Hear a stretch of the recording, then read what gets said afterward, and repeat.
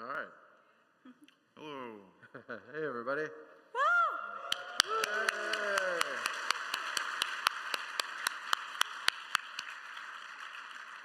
So yeah, we're here to talk about inspirations and cautionary tales of procedural generation. I'm Tarn Adams. And I'm Zach Adams. So yeah, and these are representatives from Kitfox Games who help us put the game out on Steam. So Yeah, it's without them, our game would not be well, yeah. available for everyone who wasn't unable to read ASCII or. Yeah. Is anybody here who played Dwarf Fortress for the first time after the Steam release? Woo! Okay, so yeah, but our focus today is going to be what got us started in procedural generation. We're going way back, way back. Way back. This is like Legends mode right here. Yeah. Ancient history. Yeah, so while we're doing ancient history, why not kick it all the way back here to not a roguelike. This is not a roguelike at all. This is Rogue. Rogue. So probably the first procedural generation game we ever played. When I don't. We must have got it in 1984 when they sold it in a box. Right. At the software store. And, that's right. And we weren't good at it. See, as legends say, this game was shipped with the damage.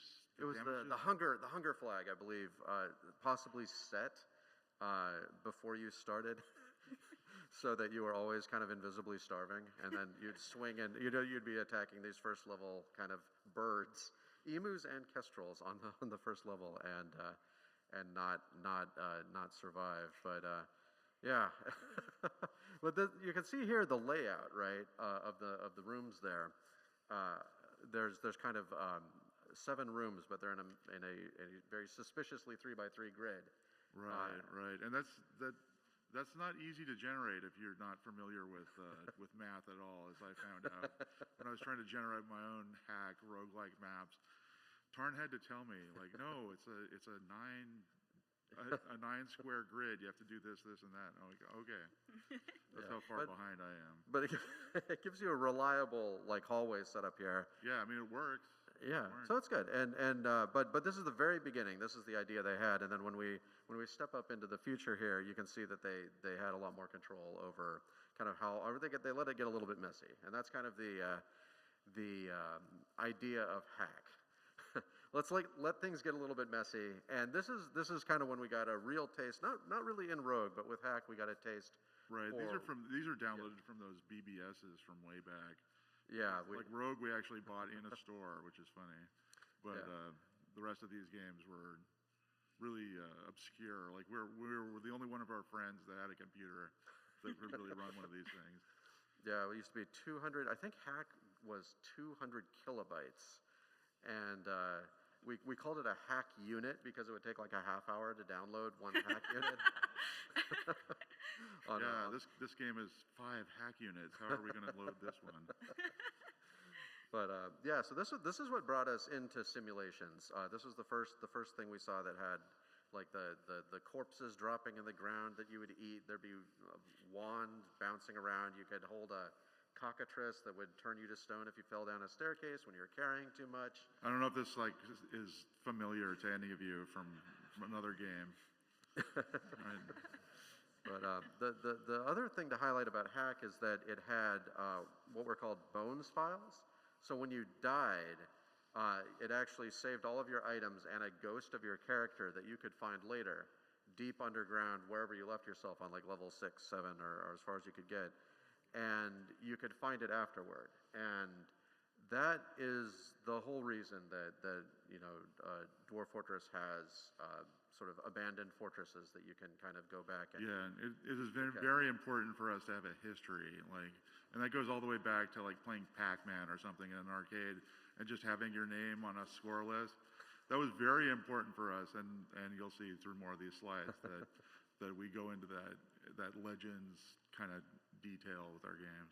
Yeah, so let's pull forward here. So then we get into the future here. We can see that procedural generation is starting to kick off, right? We have a cave now. This is the Gnomish Mines. If you've ever played NetHack, that came out in the very early '90s, I believe, is when they introduced this kind of sprawling cave system, and we're kind of seeing the possibilities of what you could do.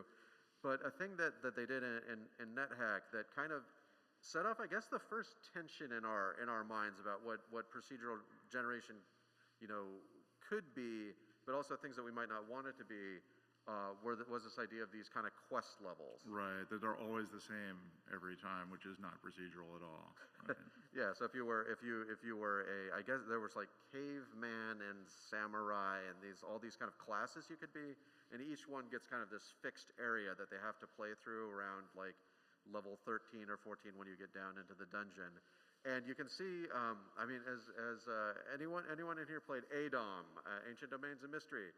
Yeah. So that game has a fixed map, like a fixed world map with procedural dungeons.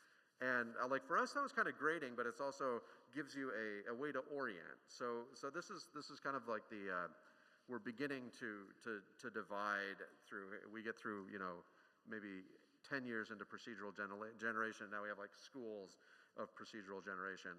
So one more example, just because it was kind of funny, and then on to we'll go back in time a little bit to kind of pick up another thread that's important. But I just wanted to revisit Dungeon Hack for a second. So this is an SSI game. So bigger company. This is the first. A big dungeon generation I remember. There might be other examples, but this is the first one we played that was a larger company picking up this kind of dungeon generator, right? This is a in the vein of more of like a wizardry might and magic type game, like a first person dungeon crawler, but it's real time, so it has that kind of the Dungeon Master vibe, right? And so, I mean, it's impressive for the time having these mazes, but with rooms, and there's teleporters, and there are locks and keys, right? This is when you generate these locks and keys. This was something so kind of particular to this game. You would find like a little gold, whatever. So what it's called topaz, right? So you'd find this topaz thing. And it would fit in this exact thing, or you'd find an agate, and it would fit into this exact mechanism.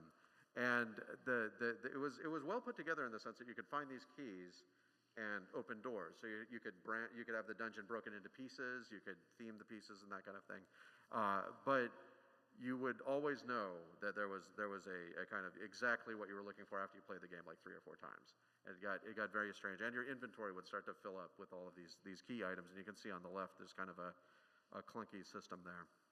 But so that was kind of a intriguing last look right when we were getting started on our own stuff. So when we hit 93. But first, let's go back all the way back in time again to 1984. So important for us, of course, is not just dungeon generation, but world maps, right? So this is obviously not a procedural map that you're looking at, right? Right. This is really advanced. I mean, look at this. This is like it might as well be Civilization or some other game like that where it generates this whole world. It looks really nice. Yeah. I mean, right. from 1984. Yeah, right? from 1984. From 1984. And the thing is, though, this is not the generated version. You go to the World Maker. So maybe this is recognizable. And also the reason why we felt like we could get away with 15-minute world generations, right? And so what you get is this kind of thing. Right. So a little blobbier. Right. This is North and South America. And you can see that, like, just by chance in our real world, when we have North and South America and they're connected all the way between the poles, right? Like even little thin parts connecting them. And it just turns out, I don't know if they didn't think of it or it was just difficult with the algorithms they were using. Like, that's a crucial feature for when you're sailing west to discover things. Like here, you can pick half of the latitudes and sail west and just miss everything, and that was quite common. sailing off there. So it was something to check for. But the rivers are great. I mean, you can tell they're kind of linear. There's no loops actually in the river algorithm. It looks like. And what algorithm were they using? Yeah, just a walk to the west, north, south, and the blobs. I mean, you can form a blob. You can definitely form a blob, but it's still. I mean, it turned out wonderful for the time. So that was the first procedural map generation I believe we ever saw. And another thing about the game that was also very kind of inspirational for us was you would travel between east and west and go back to Europe and set up this kind of expedition. You'd get a certain amount of things, and you'd bring them and you'd do stuff. And that takes us like all the way to our Dwarf Fortress wagons, right? It's the same kind of setup.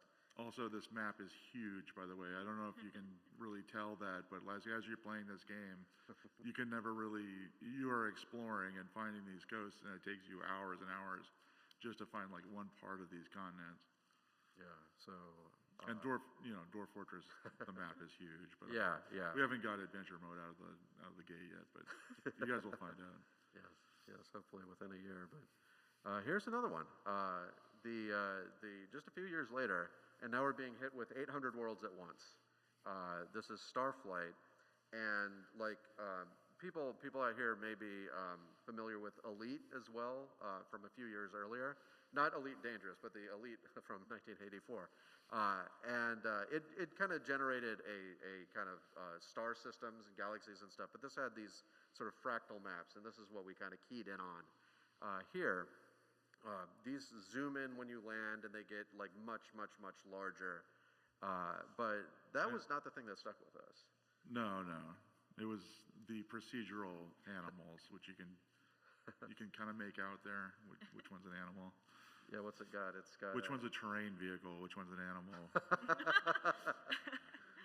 Yeah, there were only like 12 pictures of animals or something like that. So yeah, but you can see Dwarf Fortress Forgotten Beasts basically on the screen there. It's even got a poison sack, which I'm sure will rot their feet off if they don't make enough boots. So we sat with like notebooks, just drawing pictures of these. Like this one, we'd spend time like lovingly rendering this. Right, and we just kept doing this kind of thing through our entire process, and now we're old ass men keep doing the same thing. And you can kind of see the fractal map even in this picture, and it's the same kind of thing we use for Dwarf Fortress, but with a lot of more like detail added on.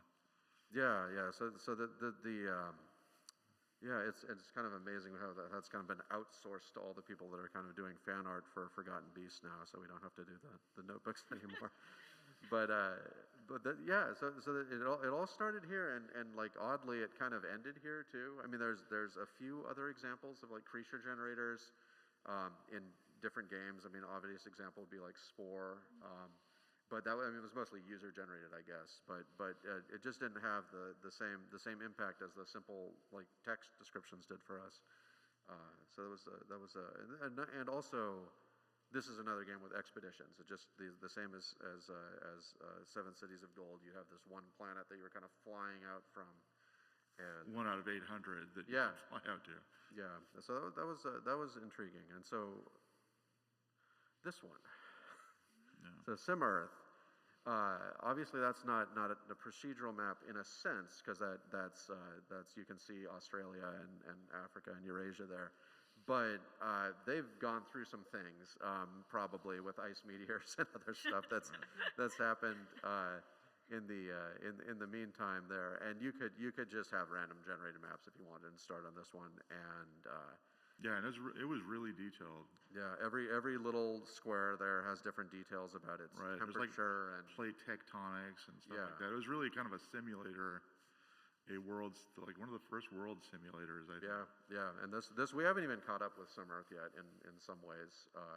The maps we have and the maps that other people have. So it's really this is a great one to check out if you want to see a kind of total sandbox. This is kind of the first total sandbox feeling that we had in games, kind of just all the just watching things evolve over time, being able to use your tools to influence the world. I mean, if we add some kind of God mode, this is kind of what you're going to end up with, something sort of horrifying for everybody, I bet. But so it was just kind of a great example here. And finally, well, maybe there's a couple more from this early period. We have Civilization, of course, right? I mean, this is the first one. Civilization, you can see the little problem with the river there. Yeah, intentionally picked an example where the map generator had a little bit of trouble. Like, if you're not going to have your rivers running straight like they were in Seven Cities of Gold, it's actually a hard problem then suddenly, right, to make the river not loop into itself or cause some other kind of Right, problem. and that's like when you're playing our game, it will say creating rivers. Oh wait, no. Yeah. Creating rivers again. Yeah, they didn't have the 18 rejected worlds or whatever. So this is probably a good balance. But yeah, it's still a great generator, and allowed maybe the first one that had settings. So you could do archipelago, you could do continents, and so forth. And it kind of let us see that for the first time. This idea that you could generate a world, but much more important for us, Civilization, and in this kind of sense of thinking of larger simulations and AI as procedural generation, and then kind of seeing a record of it, is this when you're done playing the game. Yeah. So this is just this amazing part of Civilization, never seen anywhere up to that time, at least by us. This idea that you could replay your entire game and see things that you hadn't even seen before. Right, the AI playing itself, essentially. I mean, yeah. This would even be cool if it was 0 players and watching this take off. I mean, like in our game, you're just one little group of dwarves, but the whole world is acting this way, and it's because of games like this. Yeah, and so this is Legends mode, basically. This is where it came from, is just watching this whole thing unfold and just imagining that there was no player at all, right? Just let it ride and see what you get, and then start something afterward.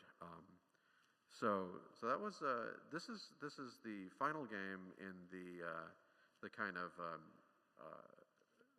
period that cooked us up, that we wanted to highlight, was Ragnarok. So this is, I guess, I mean, I'm not sure how obscure this is for a roguelike now. Is anybody out there played this one? No. Oh, we got No. one there. Oh, yeah, no, there we go. All right. So yeah, this is just a I kind can't of. remember. We bought this in a store. Did we Oh download gosh, we must have downloaded this one. Yeah, I think so. And unless it came out, we were just, it ran from 92 to 96, so it could have been on a CD, right? One of those 700 game CDs or something, maybe. And so this one is fascinating because it was a roguelike that's giving you a coherent world, right? I mean, we don't know much about the NetHack setting or whatever. There's a little bit, and it just kind of throws Medusas in there and stuff, right? It just throws a bunch of stuff together. But this was one coherent setting, and every one of those kind of squares that you can see up there was a different kind of place you could explore, and they were all procedurally generated. The world itself was not. That was kind of hung together, and as a handwritten thing. And then you had 5 optional quests, and would kind of try and solve them while just building your character in a really free-form way. There were several classes in the game. You could kind of just switch between them at random. Right, and you would advance pretty quickly, and this part is really funny, just as an aside. This is the beginning world that you start in, and if you gain levels too quickly, instead of being able to grind on this map, everything will run away from you. Yeah. Yeah, that was awesome. Especially in the beginning forest area, they were just scared of you. And you can also see the people grappling with what a mouse interface should look like. Yeah. This is what ours looked like before we hired artists. It actually looked exactly like this. Yeah, the Armok 1, especially the programmer art. Yeah, it's terrible, but that's what you get if you don't hire a UX team. Yeah, it was fantastic, right? I mean, you actually had the Ragnarok battle at the end of the game. Depending on how many of the optional quests you solved, you just kind of go over the Rainbow Bridge, and every character that hadn't been killed so far is up in one screen, just slugging it out. And you basically have no ability to survive there. You just have to sneak around handing weapons to people that you had maybe found, and just hope for the best. It was a fantastic kind of game to see for us. Just this idea that things could hold together so much better. And then Wolfenstein came out and Doom came out, and everything changed, right? Yeah. We entered the era of 3D games, and we were back here doing Drag Slay. This is the C version of Drag Slay. It's hard to get a screenshot of it because it's kind of falling apart, but I managed to grab this of the kind of, this is a small portion of the map. It kind of scrolls around with you as you walk around, and that's all ASCII with the foreground and background colors, and yeah. Yep, just like Dwarf Fortress, the 16 colors, including black. Yeah, it's got the smiley face and everything. I don't know what font that is with the really round one, but yeah, lots of critters running around and sacking towns, and you just be doing these things. And we were had done this sort of with all of those things as inspiration to get us to this point in the mid 90s, and at the same time thinking that there was no way we were gonna break into any kind of computer game industry, because like right at the same time we were here, right? This is where kind of RPGs and things were going, and it was just kind of amazing to watch this happen at the same time. Now, I assume some people out here have played this one, but I find it's not as many as I expect, because it's old, right? I mean, we're all getting older. And this was 27 years ago, sadly. But so if you look at this game, it was just. I mean, I guess this is the official Cautionary Tales period, but also Inspirations period. Right. This is the beginning of Bethesda, right? Yeah, this is Elder Scrolls, right? Elder Scrolls 2, and the sheer scale of this thing is kind of mind-boggling, even compared to the later games. So if you look at that Daggerfall province there, right? Now the game's called Daggerfall, but you can play in all of these. You can walk between every single province on this map. And if you zoom in on the Daggerfall province, you have this, and those are all places you can go. And that says a lot of things. Right. It might seem like a good idea. It might seem cool, but yeah. So what you end up with, if you think of like Skyrim and modern RPGs, instead, kind of you get this sort of random map. This is a town. It's got buildings just kind of thrown together, and you can see there's a red wolf and a dead wolf for stores there. And not that we did much better, right? I mean, our names are the same kind of problems. It's just what happens if you don't spend more time on it. And you have these. There were 4,229 dungeons in the game, and like if you're thinking of like Skyrim or Oblivion or something where there's a couple hundred, you're like, okay, 4,000. How did they do that? And it was like this. So they have these procedurally generated dungeons. There were handcrafted dungeons in the game as well, but this is the majority of the things you'd be going through. Is just kind of these giant loopy mazes in 3D with these modules they call blocks kind of stuck together. And you can see even on the lower side there's like loopy stairway, right, with little room that comes off the side. And you just see these things over and over and over again. It's a hard problem, right? This is a really hard problem they were grappling with. Right, it's a lot harder than making a grid of 9 boxes. Yeah. Right. Yeah, just any like just thinking of how to tackle this problem is still something that, like, when you think of like, I don't know, Bloodborne Chalice dungeons or something, right? You can still see the same kind of cracks in them. It's the same issue, and we'll talk a little bit later about things that people did to try and overcome this. But I mean, it's the beginning of this kind of difficult work that's gone several different ways, like with these modules here, and then later with like Minecraft, we can try and use voxels to sort of solve this problem, carving out these voxel spaces and stuff. With more success, I'd say, than this approach. But well, this approach is a long time ago. This is ancient time in the beginning. So this was kind of like for us.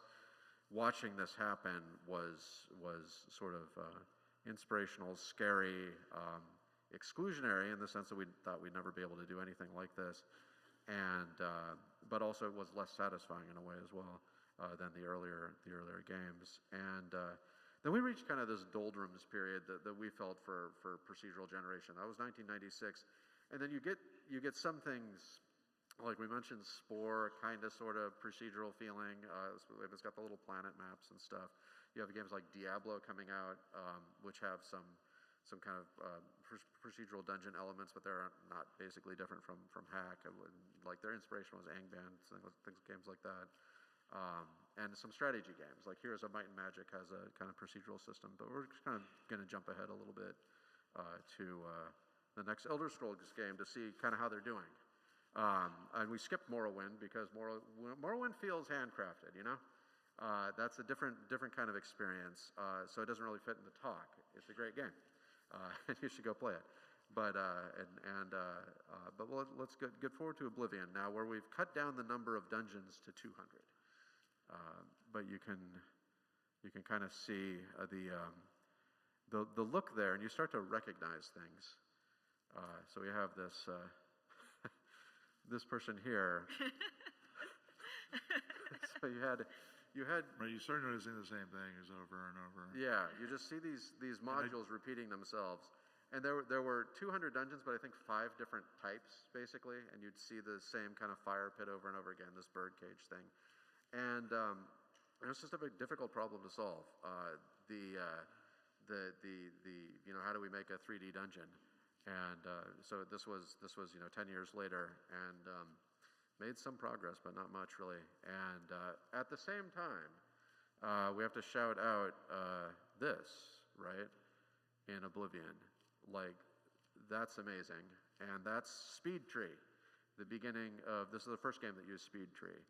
And of course, Speed Tree's come a long way, but just absolutely lush, right? I mean, this is beautiful stuff for the time. And again, this is procedurally generated trees. Yeah, the trees. Yeah, and it's just daunting to us to see this. I mean, our trees aren't quite as complicated yet. Yeah, yeah. If you saw our Armok trees, right, those are just garbage, and they were at the done around the same time as this, and so this was. I mean, so there were good things going on, just kind of in different parts of procedural generation. They were still working on face generation at this time. I think Oblivion has kind of famously blobby faces, right? Those improved quickly, and so that was yeah. So we had that, but then it was just a few years later that we got Spelunky came out.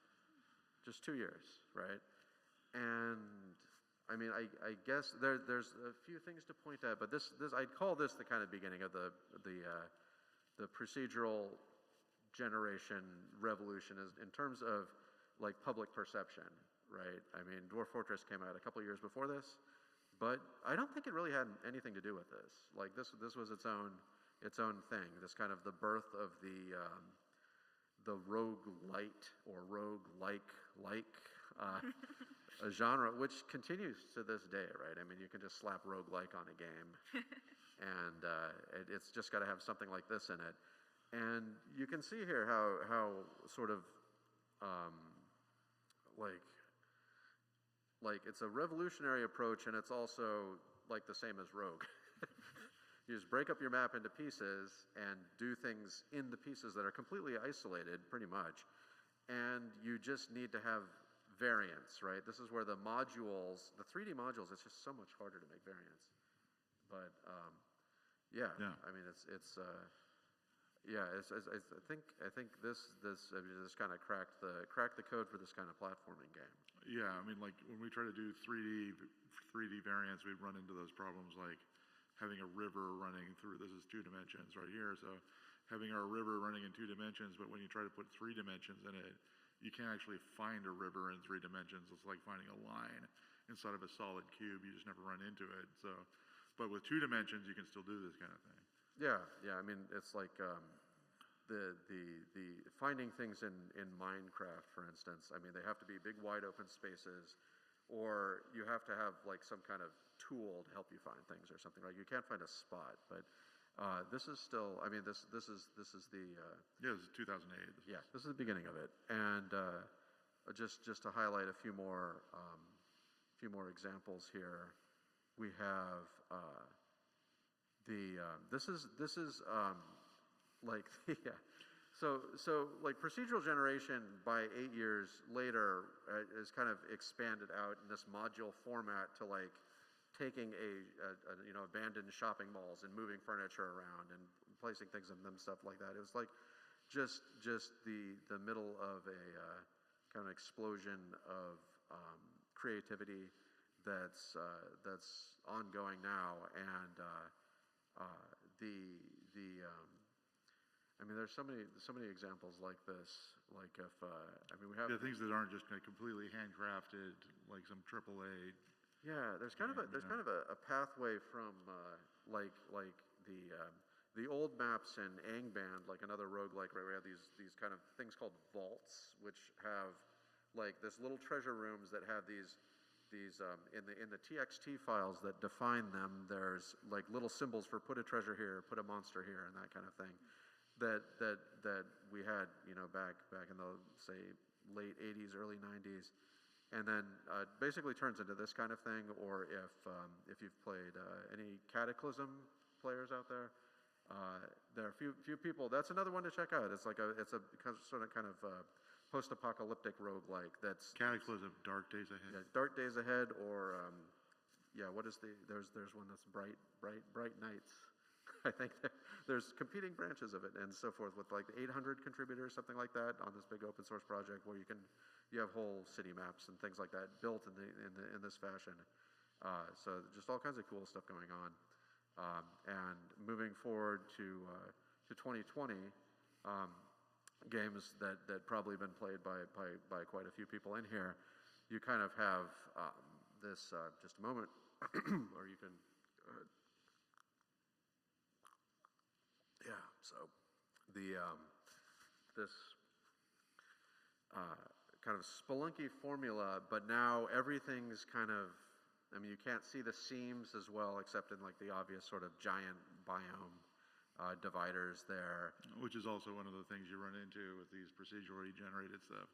That'd be one of the cautionary things, is you get into these, like in Dwarf Fortress, you'll run into a different biome that will, it's like, square to square, right? Yeah. I mean, it's hard to do soft boundaries without all kinds of weird metadata or whatever. I mean, it's not a it's not a technical talk, but yeah. So I'm just mumbling away now. But yeah, this game also had a lot of fluid dynamics, which we had in Dwarf Fortress. I don't know which one came first. I think we probably did. But oh, sure, but yeah. I mean, Noida was amazing because there were how many different kinds of fluids in Noida? I mean, yeah, dozens they could mix together. We can't mix fluids together in Dwarf Fortress, right? I mean, they just we only have blood, and I mean we only have water and magma. Yeah, I think one last thing we wanted to look at here was just to see where civilization has gone. That they've now got, like, you can see a scroll bar there, right? And there's mods and advanced settings, and like it's every game in any genre now can make use of procedural generation, and we're basically just in this kind of nonstop golden age now, as far as we can tell. Until the chat bots destroy us. Our robot overlords. Yeah. Yes, well, that's bleak. But yeah, so I mean, it's basically, this is just kind of just a slice of sort of the history we've lived through, there were lots of kind of other kind of directions we could have gone with, for instance, the artificial intelligence in characters and things like that. But there are just not that many examples of early ones until you get to like The Sims or a few of those games like Tropico that were kind of already, we were already going. So yeah, so I think instead, there was interest for yeah. Yeah, I was just going to say thank you. We're going to do a Q&A portion now, and they're going to bring the mic up, and you can start lining up just right here in this hallway if you have any questions for Tarn and Zach.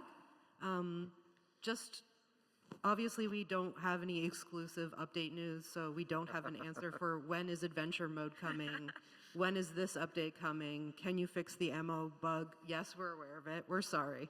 We're trying, but yeah, keep the questions like unrelated to those things, but everything else is good.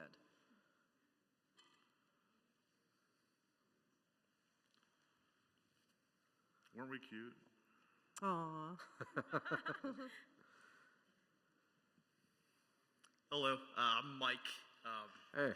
My day-to-day job is a software dev, and I have a manager who routinely yells at me for not writing enough unit tests or integration tests for my code, which I reluctantly end up having to go back to do after I've written the feature. And I can imagine these procedural generation algorithms are very, very complex, and I'm really curious if you guys could kind of give a high-level overview of what kind of testing you guys do when you implement a change to some of these algorithms, what kind of testing you guys do, and what that looks like. Yeah, so we don't have unit tests or anything like that. So you can push. We have me. Yeah, yeah. We have. Yeah. So what you do, I mean, there's planning in advance is more important for procedural generation to start. So I mean, kind of the typical advice is to hand draw some examples and get enough of them down so that you understand what you're aiming for. And then when you write your first algorithm, it's like there's nothing to unit test because you don't even know what you're kind of trying to get at first, aside from these pictures that you've drawn or whatever. And you'll see kind of where the output deviates, right? And you just have to iterate on it. Now, once you've got that done the first time through, then you can consider, having some tests for just future changes and so forth. Like, but it's more like statistical. Like, you can test like, is my forest really 50% vegetation, or did I, is it going to be down to like 10% now and just have some kind of that's cheap, right? It's not hard to maintain. But there's nothing where you kind of like, just going step by step, because the thing's going to change so much, and you really just, I mean, unless your organization's large enough to have like a dedicated unit test person, which I gather some are, then it's really just a waste of your time, I think. I'll tell my manager that. Thank you. Thank you. Hi, I'm Owen. I just have a really cool question for you. I guess my question is, when it comes to doing procedural generation in a game, there's a lot of resources like third-party libraries that you can integrate in your game. Do you think it makes sense to lean on those technologies, or do you think it makes sense to more, when you're making like a more custom game, not like on a game engine, do you think it makes sense to try to design your own procedural generation, or do you think you should just use the library and make it a little bit easier for you? It's probably pretty expensive to try to use someone else's engine, right? Yeah, I mean, the thing we have Tarn that can make the original engine himself, so that's I mean, a lot of resources. And it really depends on your project, right? It's like Speed Tree, for example. They weren't gonna take their trees and then do other things with them. So like if they had to worry about chopping them down, right? They do in the later games. You need to make sure then that Speed Tree has like a way, is compatible with what you're planning to do.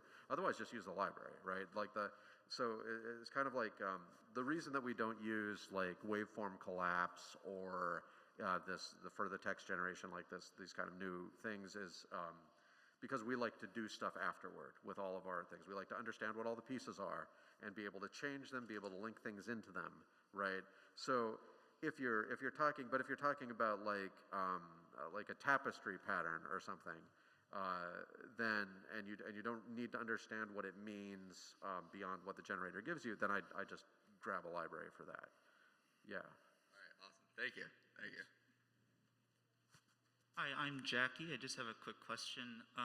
Has there been any talk about cultural generation like you see in Ultima Ratio Regum in Dwarf Fortress? Yeah, that was the kind of for after the magic system stuff, which, that was our, we last talked about that in 2016, so, we're talking very strange periods of time. Yeah, I mean, like right now, all humans have the same haircut. They have the, and if they don't start with the culture that exists, then they'll show up to your tavern naked because they don't know which clothes to wear. So moving on from that is probably pretty important, but. Yeah, although, I mean, Ultima Ratio, I mean, they've gone quite a way. So there's a lot of catch up to do, for sure. And yeah, go play that. Definitely. Thank you. Awesome. Keith, nice to meet you guys. How do you think about the difference between a simulation and a procedural generation? As in, if you spend more time building a simulation, you have less time for procedural generation and vice versa. Is there a strong line that kind of separates those two in your mind? I think more procedural generation allows the simulation to be way more complicated. Yeah, I mean, it's like adding time to space time, right? Kind of like it feels like once you do it long enough, then they become the same thing, in the same way that like physics had all got jammed together. But yeah, I mean, it would require, like, because we think of, like, I think of AI as procedural generation now, for instance, right? Because you're creating an algorithm to produce some kind of output, but then it's also ongoing over time and has to adapt in a way that, I mean, is procedural generation, does it detect externally in its environment and fit in? Sure it does. I mean, like the tree roots going around boulders and stuff. So yeah, it's hard to draw a distinction, but I mean, at least that's how I think about it. Thank you. Hi. When you guys decided to commit to making video games, like Tarn, I know you were in academia before. What was that decision like, and kind of what was going through your head, and how did you arrive at that? Yeah, that was a kind of that was kind of a scary time, but also had sort of a air of inevitability to it because, yeah, I wasn't going to be able to stick in that job. I wasn't doing well enough, but He was a math professor. yeah, I was a math professor, and yeah, so we were always writing games, right? Since as long, you can see in the picture, since as long as we can remember, and so there was just didn't feel like there was a place for it, and eventually, though, it got to be the point where it was the only thing that we could try. So I'm not sure if decision is the right word. All I can say is that it beats working at the Circle K. So. Thank you. I'm Kai. Thank you for giving me this opportunity. A lot of programmers, this is more of a general question, a lot of programmers, software developers, etc., experience, I think it's called like imposter syndrome, where you never feel like you're good enough no matter what you do. And I'm curious because you guys you've written literally millions of lines of code. I feel like you have your portfolios pretty polished out. But have you ever experienced that feeling? And if you have, what advice would you have to other people, programmers who may be experiencing that? Yeah. So I mean, I guess people probably argue that I have imposter syndrome when I say that I'm not a great programmer. I hate programming. I can't do it. He's just being humble. But no, I mean, I don't. I mean, but we just brought Putnam on, and they sped up the game by 2 times, right? So and the upcoming. That's patch. true. Like, But yeah, Tarn's skill set is still in 2001. So I don't know if I'd be so jealous of him, Yeah. but. I mean, with the work that he's done with procedural generation, I mean, he's written books on the subject. So. yeah, I just don't. Yeah, but I never felt like I was faking it. I just felt like I didn't know a lot of stuff, and I think that's. I mean, just kind of reflecting on, what your skills actually are and what you've accomplished up to that point. I mean, we're all always learning things and getting better at them. I think it's it's just important to try and keep things in context if you can, but I don't know. So thank you so much. Just a quick side note, I actually, I got into the game because my father would read me when I was a child Something Awful playthroughs. There we go. Thank you. Awesome. So, name's Dave. More of a general question about like embracing randomness in games. Like, since procedural generation, it kind of induces a lot of randomness. How do you feel about like trying to emulate like random methods used in more tabletop games? Like, think like all the deck builder roguelites out there. Like, what are your opinions on those? So I think for us, we, I mean, if you're talking about like something that's explicitly visible to the player or something like that, because we do roll lots of dice in Dwarf Fortress, they're just invisible dice, right? Right. And we have lots of decks that we pull from, and they're just invisible decks. And for us, the idea was to facilitate player storytelling by trying to hide all of that stuff. And that's also, it's talking about inspirations and setbacks or bad ideas, is that there's so much hidden in Dwarf Fortress. We went way too far with what my brother was just saying. There's so much going on in Dwarf Fortress that no one knows about that, I mean, we should feel shame for what we've done. To be fair, I kind of agree. It's the thing that kept me away from Dwarf Fortress for almost forever, I want to say. It's like the Steam release with the UI, it helped made it more understandable, even at least visually. Yeah. I mean, it was terrible what we had done up to that point. We're sorry. Yeah. I didn't mean to drag you through the mud, but thanks anyway. Yeah. No, but I mean, and just to say there is a place for, like, obviously when you make those things explicit, you can take your game in a whole different direction. Right, like for say Crusader Kings does that. Yeah, that's exactly like Crusader. People tell stories about Crusader Kings, and you see like just lists of numbers, right? So it can work. Thank you. Yeah. Hey, how's it going? My name is Nick. I also first want to say thanks to Kit Fox for making the Steam release and kind of translating that over. So definitely appreciate that. Thank you. The kind of question I had from procedural generation is, like, one of the awesome things about Dwarf Fortress over the years has been the way you guys continue to expand all new complex ways the game can be procedurally generated, like temperature systems, the biomes, creatures. As you continue to add all these new kind of mechanics that can almost interweave with the other pieces, how do you make sure that the procedural generation either doesn't produce nonsense, or you can present it in a way that the player doesn't realize is nonsense? Yeah, well, I mean, we have a bunch of players tell us it's producing nonsense, basically. I mean, Right, that nonsense has made us famous. yeah, it's like, so when we added the temperature system, like when we added rain falling on people's skin, we didn't initialize that, and so rain falling on people's skin was like 70,000 Kelvin or something, and it's like it caused, yeah, people just kind of burst into fat clouds, and, like so it's like we try and catch what we can when you do it, and that's really all you can do. When you take a new feature, you have a new system you want to add. Like when we're adding water pressure or something, you want to think about, okay, what are all of the different places where this is going to come up, and what are all the different systems it's going to interact with? Like, there's not really a way you can do a shortcut for that, right? And just write down as many as you can. And as you're doing it, you'll come up with more.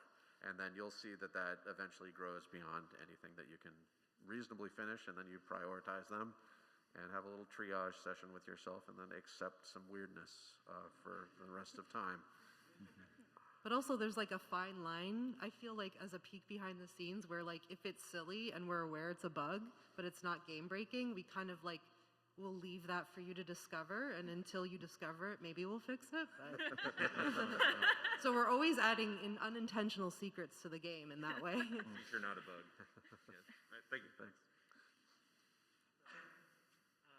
Jackson, I just wanted to quickly ask, with a game that has so many systems like this, what has been like the most rewarding and or difficult or both kind of system you've ever implemented into this game in its history? I don't know about difficulty, but once again, this is one of those things that's hidden in the mode that's out now, the Fortress mode. But I think Adventure mode, the combat system, is probably it's gone all the way back to Drag Slaves where we started with it, and it's just so detailed, all the different tensile strength of the steel versus like grappling someone with your forearm. Like and how large a hole is in the body, and then when another weapon comes, it's like, did it hit the hole? And then it goes to the next tissue underneath, which is just disgusting and strange. And then that's linked into the butchery system. When you're butchering the animals, it's like checking for existing wounds to make sure it doesn't give you too much flesh, you know, or an extra skull, which is why we did it. So it's all and I'd agree that the kind of body part tissue system is the stuff we're kind of most proud of how it turned out, I think. But you only see this in Adventure mode, or unless you go to the hospital part of Fortress mode, which you might not even notice, even in the Steam release. I suggest when one of your dwarves gets injured, make a hospital and look at that. It's pretty cool. We will. Gotta make sure I check it out next time. Thank you. Look forward to your sutures. My name is Brian, also go by Pinstar online. So you mentioned, Dwarf Fortress is very much a storytelling engine, and I very much agree with that. In your experience from, during the whole existence of Dwarf Fortress, what are some of the most famous or maybe infamous instances of players doing something with your world, with the game, that you weren't really expecting, as far as like just, building things, doing things, setting things up, or what have you? It would have to be the Mermaid Farms, probably. I was about to ask if you were going to mention the mermaid incident. Right. So Tarn, you can explain the Mermaid Well, Farms. I mean, so when we were going through the text files to decide how valuable materials would be, it was like, obviously dragon skin or dragon stuff would be worth a lot, and that's hard to kill them and so forth. And we kind of just came up with this heuristic of like the more fantastical something is, right? Like a capybara, bone would be worth this much, but a giant capybara, right? That's 3 times as valuable or something. And mermaids, I mean, you don't see them that often. They're on the coast. So incredibly valuable. And of course, the players just immediately min-max that into the harvest, right? And yeah, the breeding pits and the crossbow bolts and the flooding systems and the drainage sewers and so forth. And we didn't expect that.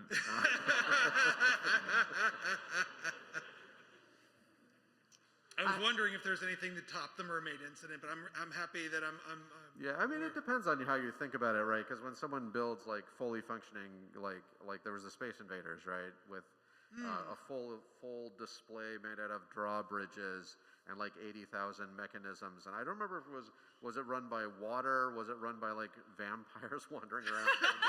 I mean, it could be any of those systems, right? And Vampire-operated drawbridges would be another one. Yeah. Yeah, or the person so you have vampire blood in the game. We just put in that thing where if you drink vampire blood, you become a vampire, right? Which doesn't really have any mechanism for it to happen, we thought, until someone like dumped a body in the well and it filled with vampire blood, and so they could turn like half their fortress into vampires, and then they walled them on the outside, so they had like these super soldiers patrolling the outside of the fortress. Thank you. I also actually wanted to shout out Cupo, who is a streamer and YouTuber that does like art with Dwarf Fortress essentially, and they still operate in ASCII mode and Classic, but they just create living works of art within the game. You should definitely check that out too. Brad, hello. You might remember me from the Fair Mood Society. Yeah. Yes. Oh, yes. My question was already asked, so instead I'd like to ask, did you ever consider, outside of Forgotten Beast, to procedurally generate creatures as well? Absolutely, yeah. The kind of the one that we had been planning to do for years to kind of test an idea was procedurally generated dragons, to kind of say like the dragon concept fits within some kind of box, right? But when you go look at different cultures and so forth and different media properties or whatever, that box kind of pushes against different sides, right? And so coming up with some kind of syntax for that would be moddable as well, right? Is this project that is now, Myth Magic release. It's going to have all this stuff. So like that's the idea is to get that kind of thing started so that we can have more control over, symbolically what these things are and where they link into other systems and stuff. Like the Forgotten Beast, there are no rules, basically. It's just like, here's this thing. And we want to be able to do different sort of things that we have more control over. And also, just like wilderness creatures, stuff like that. Thank you. And while I'm here, I just wanted to say that as far as 3D random world generation goes, I think another dwarf game, Deep Rock Galactic, does a really good job. If you haven't seen it already. Yeah, I played it. Yeah, no, it's you just go check out Deep Rock Galactic. Rock and Stone, etc. Rock and Stone. Yes. Thank you. We have like 4 minutes, so like these are probably the last two quick ones, right? All right. Hey, I'm Ben. So I'm an indie developer. I've been doing it for like 5 years, and I'm just wondering how do you guys manage such a massive project like this? Well, sometimes we have to read the wiki to even understand how. Yeah. That's true. Yeah, no, it's just like we just had TXT files for the longest time. We're experimenting with Miro now. It's kind of fun to visualize stuff with that. But yeah, just mainly TXT files up now. Like find in files is my friend. Like Control Shift F to look for things. And yeah, it's just because it doesn't. There's not a huge penalty most of the time if you screw up a little bit. But the big problem is if and this happened to us for 20 years. If your project is going to collapse under its own weight, obviously, right? And like our older games. We would get too locked into a certain syntax or certain data type or something that is just not extensible. And so that's the main thing to think about is like, can I come back to this thing in 3 or 4 or 10 years and add a whole new element to it? And so whenever I add something now, I think, what are all of the future things I'm going to do with this? You don't have to come up with all of them, but just having a few examples in your head will make you create your data structures and algorithms in a more flexible way. All right. Thanks so much. Thanks. Hi. My question is, how do you resolve conflicts within yourself between the side of you that wants to make a game that's awesome and the side of you that wants to write code that works? Well, I mean, how many open bugs are on the tracker? Oh, there's many. Yeah, so apparently that conflict is just resolved. But I mean, we try a bit. I mean, like because there's for instance projects like I might have mentioned before, not today but previously, and it's another interesting procedural example when you look at the maps. But Factorio. They're clean, right? It's a pretty clean game. Like they got to their 1.0 launch and like no one really noticed because the game had been so clean up to that point, right? It's just like there's no. I mean, there's probably outstanding bugs like every project has, but right. It's I think a small we led list. the way by saying that our game is famous for bugs, and I think it's fortunate that so many of our bugs are funny. But and we're having this new problem. Like we brought on Putnam, the new programmer, right? And we're like, okay, it's time to get some bugs fixed. And then it turns out their time is much better spent speeding the game up, doing ports and things like that. So now it's like, well, I should be fixing those bugs, And so someday we'll figure it out. I mean, I think like. Right now, for people out here, some of you are new to the Steam version, and there are still some outstanding larger bugs. Like this is a little atypical, actually, the period we're going through, because after this December release, it's been like this. Like I'm not working on the game right now. It's like just things have been going on, and we're hoping for it's going to settle down soon, and we're going to clean some stuff up. So. Yeah, you can look forward to that. Thank you. Thank you. All right. That was it. Thank you, everyone.